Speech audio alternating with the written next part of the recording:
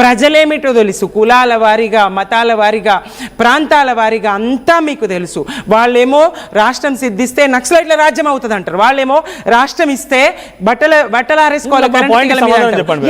చెప్తా ఉన్నా, ఇటువంటి స్థితిలో వాళ్ళు పరిహసిస్తున్నటువంటి స్థితిలో మరి మీరు కాకుండా ఇంకెవరున్నా వాళ్ళ ఆశలు నెరవేరుతాయి, వాళ్ళ గోతికాడి నక్కల్లాగా కాచుకొని కూర్చున్నారు తెలంగాణ ద్రోహులు.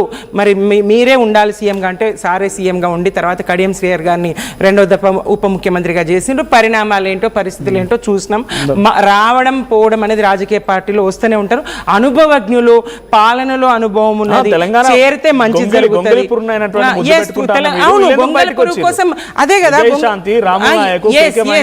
పార్టీని విభేదించినప్పుడు కన్న కూతుర్నే పక్కన పెట్టినప్పుడు వాళ్ళు ఎంతండి. ఇంకా పార్టీని విభేదించినప్పుడు, పార్టీ లైన్ అధిగమించినప్పుడు ఎవరైనా ఒక్కటే, రాముల నాయక్ అయినా ఒకటే, కల్వకుంట్ల కవిత గారైనా ఒకటే. కేసీఆర్ గారి దృష్టిలో తెలంగాణ ప్రయోజనాలే ముఖ్యం, ప్రజల ప్రయోజనాలే ముఖ్యం. తెలంగాణ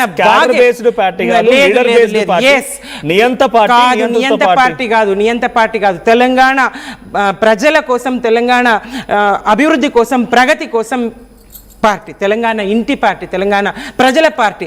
తెలంగాణను కేసీఆర్ను వేరు చేసి చూడలేం. తెలంగాణ అంటే కేసీఆర్ అంటే తెలంగాణ, టీఆర్ఎస్ అయినా బీఆర్ఎస్ అయినా ఏదైనా కేసీఆర్ అంటే, తెలంగాణ పార్టీ అంటేనే కేసీఆర్ అనే స్థాయిలో. తెలంగాణ ఉద్యమకారుని వరకు ఓకే, తెలంగాణ ఉద్యమకారుని మీరు అద్భుతంగా తెలంగాణ ఉద్యమంలో పనిచేసారు, కానీ కవిత సొంత బిడ్డే కదా, ఆవిడ మర మనిషి అంటున్నారంటే ఆవిడ కంటే ఎక్కువ తెలియదు కదా కేసీఆర్? లేదు, చాలా తెలుసు. ఆవిడ కంటే ఎక్కువైతే ఆమె ఎక్స్పెక్టేషన్స్ ఏముండను, ఆమె ఏమి ఊహించిండ్రు, ఆమెకేం తను సీఎం కావాలనుకుంటున్నారు. ఎట్లా సీఎం అవుతారు? కేసీఆర్ ఆదర్శమూర్తి, కేసీఆర్ అద్భుతంగా చేశారు, ప్రగతిని సాధించారు, అభివృద్ధి చేశారు, దేశం ఎటు తిరిగి చూసేలా పాలన చేసిండ్రు, ఇంటింటికి మంచినీళ్ళు ఇచ్చిండ్రు, పంట మరి ఏదైతే అక్షయపాత్రగా తెలంగాణను, ఒక అన్నపూర్ణగా తెలంగాణను తీర్చిదిద్దిండ్రు, నీళ్లు, నిధులు, నియామకాలు అన్ని రంగాల్లో విజయం సాధించిండ్రు అంటే ఆమె ముఖ్యమంత్రి అవుతారా? కేసీఆర్ని దూషిస్తేనే కదా ఆమె ముఖ్యమంత్రి అవుతారు, కేసీఆర్ గారిని ప్రశ్నిస్తే కదా ఆమె ముఖ్యమవుతారు. ఆమెకు రేవంత్ రెడ్డి గారు ఇప్పుడు కాదు, ఎట్లాగూ ప్రజలు వినండి ప్రజల్లో ఎట్లాగూ కాంగ్రెస్ ప్రభుత్వం పట్ల వ్యతిరేకత ఉన్నది, ఎట్లాగూ రేవంత్ సర్కార్ హామీలు నెరవేర్చలేరు కాబట్టి వ్యతిరేకత ఉన్నది. రాబోయేది కేసీఆర్ గారి ప్రభుత్వమే.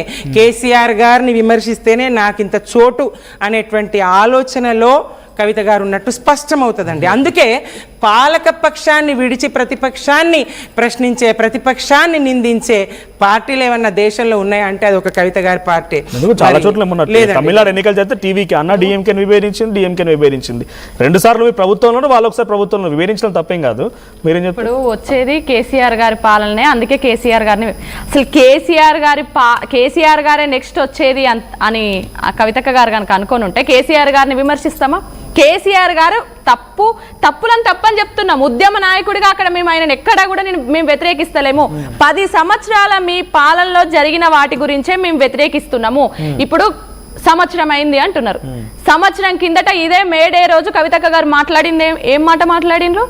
భౌగోళిక తెలంగాణ తెచ్చుకున్నాం, సామాజిక తెలంగాణ తెచ్చుకోలేకపోయినాం అన్నారు. అంటే సామాజిక అక్క మీరు ఆగండి, మీరు మాట్లాడినంతసేపు ఇక నోట్ చేసినక్క మీరు ఆగండి. సామాజిక తెలంగాణ లైన్ కి, బీఆర్ఎస్ లైన్ కి వ్యతిరేకంగా మాట్లాడినరు మేడే రోజు అని అక్క అన్నారు. మేడే రోజు అక్క మాట్లాడింది భౌగోళిక తెలంగాణ సాధించుకున్నాం, సామాజిక తెలంగాణ సాధించుకోలేకపోయినా. అంటే సామాజిక తెలంగాణకి బీఆర్ఎస్ పార్టీ వ్యతిరేకమా? వాళ్ళ దృష్టిలో అయిపోయింది అనుకుంటున్నారు కదా వాళ్ళు. సామాజిక తెలంగాణ అయిపోయి ఉంటే ఎంతమంది బీసీలకు వీళ్ళు అవకాశాలు కల్పించిండ్రు?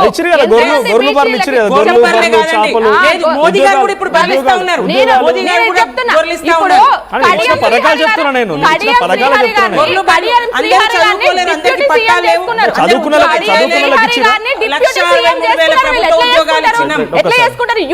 యూటీ బ్యాచ్ అంత ఉద్యమకారులందరినీ పక్కన పెట్టి బీటీ బ్యాచ్ లకు వీళ్ళు పదవులు ఇచ్చిండ్రు. ఎందుకు? ఎమ్మెల్సీ కానివ్వండి, నామినేటెడ్ గా రాజ్యసభ ఎంపీలు కానివ్వండి, ఇవెందుకు ఉద్యమకారులకు ఇవ్వలేదు? కడియం శ్రీహరి గారిని తీసుకొచ్చి అక్క నన్ను కంప్లీట్ చేయనియండి, నేను నోట్ చేసుకున్నా, మీరు ఖచ్చితంగా మేము ఇస్తాము. ఇప్పుడు కడియం శ్రీహరి గారు ఉన్నారు. ఆ రోజు కడియం శ్రీహరి గారు ఉద్యమకారులు ఎవరైతే ఉన్నారో టీఆర్ఎస్ పార్టీ సభలకు, అప్పుడున్న టీఆర్ఎస్ పార్టీ సభలకు మనుషులను తీసుకొస్తే కొట్టి చంపించిన వ్యక్తిని మీరు తీసుకొచ్చి డిప్యూటీ సీఎం, ఉప ముఖ్యమంత్రి ఇచ్చినప్పుడు మా గుండెలు ఎంత రగిలిపోయి ఉండాలి? ఎవరు? తలసాని శ్రీనివాస్ యాదవ్ ఎవరు? ఆయన తీసుకొచ్చి మీరు మినిస్టర్ ఇచ్చినప్పుడు బీటీ బ్యాచ్లు అందరినీ తీసుకొచ్చి మీ పక్కన కూర్చుంటా పెట్టినప్పుడు దానం నాగేంద్ర గారు అప్పుడు ఇక్కడ ఏంటిది ఉద్యమకాలను ఉరికించి కొడతానన్నారు హైదరాబాద్ లో. అట్లాంటి వాళ్ళని తీసుకొచ్చి మీరు పార్టీలో చేర్చుకుంటున్నప్పుడు ఏమనుకోవాలి? ఉద్యమకారులం ఎంత బాధపడ్డాం. వ్యతిరేకించినాం 100 సార్లు చెప్తున్నాం. కేసీఆర్ గారి ముందు కూడా చెప్తాం. కేసీఆర్ గారిని అడగండి ఎన్నిసార్లు కవితక్క గారు ఇంటర్నల్ వేదికల మీద వ్యతిరేకించారు. ఇప్పుడు మా అక్క ఏమన్నారు? మేము అమరవీరులకి ఇంటికో ఉద్యోగం ఇచ్చినాం 10 లక్షలు. 1200 మంది అమరవీరులను మనమే చెప్పుకుంటాం కదా. 550 మందికి మాత్రమే మీరు ఇంటికో ఉద్యోగం 10 లక్షలు ఇచ్చారు.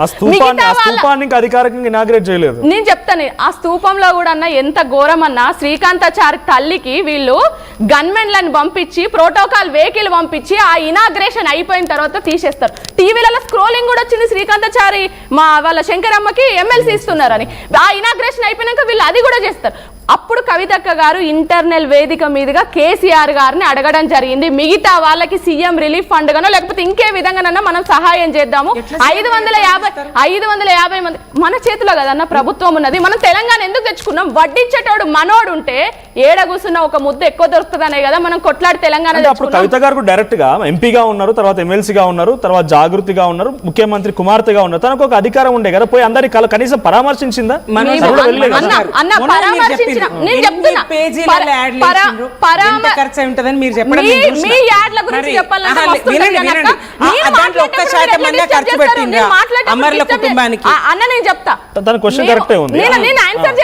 నేను ఆన్సర్ చేస్తా. 4 సంవత్సరాలు 380 మంది రైతులు ఎవరైతే ఆత్మహత్య చేసుకున్నారో వాళ్ళ కుటుంబానికి 4 సంవత్సరాలు 2500 చొప్పున మేము ఇచ్చినాం.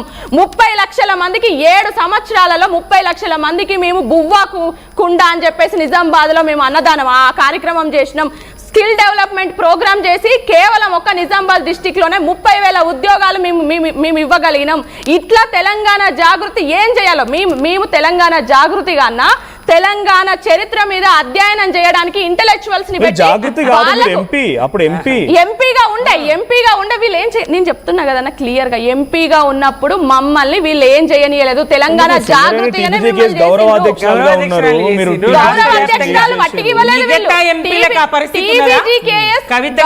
అధ్యక్షురాలుగా ఎందుకు ఇవ్వగలిగినారు? వీళ్ళు సింగరేణిలో అణువణువు పర్యటన చేసింది. ప్రతి కార్మికుడి ఇంట్లో ఆడబిడ్డగా మిగిలింది. మొన్న అక్కడ సీట్లు ఏమన్నా రాగలిగినాయా? మీరు సింగరేణిలో మీరు చేసిన పొరపాట్లు మీరు ఏవైతే మార్చలేదో కనీసము ఈ రోజు మేడేగా చెప్తున్నా కార్మికుల హక్కులను కూడా ఇది వీళ్ళ పద్ధతి. మాట్లాడేటప్పుడు నోట్ చేసుకోవాలి, మాట్లాడాలంటే మళ్ళీ మధ్యలో డిస్టర్బ్ చేస్తేనే.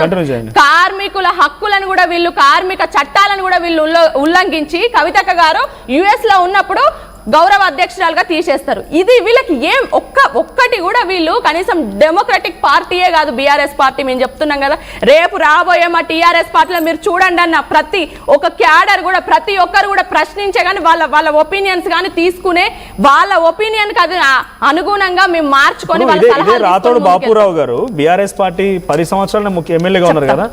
ఆ అవినీతిలో ఆయనకేం భాగస్వామ్యం లేదు. బీఆర్ఎస్ పార్టీ ప్రభుత్వంలో ఉన్న వ్యక్తిని మళ్ళీ మీరు తీసుకొని మా దాంట్లో కాంగ్రెస్ బీజేపీ కాంగ్రెస్ నుంచి తీసుకున్నారు. ఎమ్మెల్యేగానే ఉండే కదా, ఎమ్మెల్యే అని అంటారు. ఎందుకంటే బీఆర్ఎస్ పార్టీలో ఇప్పుడు అర్థం కాలేదు. కవిత గారు బీఆర్ఎస్ ఎంపీనా? 10 సంవత్సరాల పాటుగా అదే పార్టీలో పనిచేసిన వ్యక్తి ఎమ్మెల్యేగా ఉన్న వ్యక్తిని మళ్ళీ మీరు చేర్చుకుంటున్నారంటే ఆ బీఆర్ఎస్ మరకలు మీకు అంటావా? బీఆర్ఎస్ పార్టీకి ఇన్ని మరకలు ఉన్నాయి కదా. మేము అందుకే అన్న ఇప్పుడు మా దగ్గరికి 10ల సంఖ్యలలో మాజీ ఎమ్మెల్యేలు రావడానికి సిద్ధంగా ఉన్నారు. వినండి, అందుకు మేము తీసుకుంటలేము. కవితక్క గారు మాకు కమిట్మెంట్ ఉంది, మాకు లైన్ ఉంది. బాపురావు గారు రాతోర్ బాపురావు గారు ఆయన ఉద్యమంలో ఉన్నాడు, ఉద్యమంలో కష్టపడ్డ ఆయన 2 సంవత్సరాలు కూడా నిజాయితీగా అక్కడ పరిపాలన అందించిండు. అది చూసినాం కాబట్టి 3వ వీళ్ళు ఇవ్వకుండా కావాలని 2 సార్లు పార్టీలు ఎందుకు మారిండ్రు? వీళ్ళు ఇవ్వకుండా మీరు పార్టీలు మారినోళ్ళనే తీసుకొచ్చి పెట్టుకున్నారు. మినిస్టర్ పదవులు ఇచ్చిండ్రు. మొత్తం కాంగ్రెస్ నుండి తీసుకొచ్చి మినిస్టర్ పదవులు ఇచ్చుకున్నారు. టీడీపీ నుండి తీసుకొచ్చి మినిస్టర్ పదవులు ఇచ్చిన వీళ్ళు బీఆర్ఎస్ మాట్లాడితే వీళ్ళు అవును డెఫినెట్ గా మేము తెలంగాణ తెలంగాణలో ఉన్నాం కాబట్టి తెలంగాణ ఉద్యమకారులుగా ఆమెను ఏడ నిలిచబెట్టిన గెలిచే పరిస్థితి ఉంది కాబట్టి జాగృతి నుండి తీసుకొచ్చి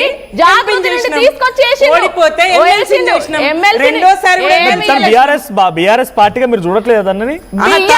మా రక్తము మా చెమట మా శ్రమ టీఆర్ఎస్ పార్టీ ఇంతమంది ఇన్ని చేసినట్టుగానే జాగృతి నుంచి కవితను తీసుకొచ్చి ఎంపీని చేసినా ఓడిపోతే ఎమ్మెల్సీ ఇచ్చామంటున్నారు. ఇంకొకటి ఏం తెలుసా, వీళ్ళకి ఆ రోజు అక్కడ నిజామాబాద్ లో కవితక్క గారు లేకపోతే తెలంగాణ అప్పుడున్న టీఆర్ఎస్ జెండా ఎగిరే పరిస్థితే కాదు. 2007 నుండి 2009 వరకు మేము హుజూర్ నగర్ లో పనిచేస్తే అక్కడ టీఆర్ఎస్ జెండా ఎగిరింది. 2009 లో మేము సిరిసిల్లలో పనిచేస్తే అక్కడ టీఆర్ఎస్ జెండా ఎగిరింది. రవీందర్ రెడ్డి గారు ఆయన జిల్లా అధ్యక్షుడుగా ఉన్నారు. ఉమ్మడి జిల్లా నాడు నిరాటంకంగా ఉద్యమం జరిగింది. ధూమ్ధామ్ అక్కడ పురుడు పోసుకున్నది. ధూమ్ధామ్ కామారెడ్డి వేదికలో పురుడు పోసుకున్నది. ఉద్యమం అంటే కామారెడ్డి పోరాటాల కిల్లా కామారెడ్డి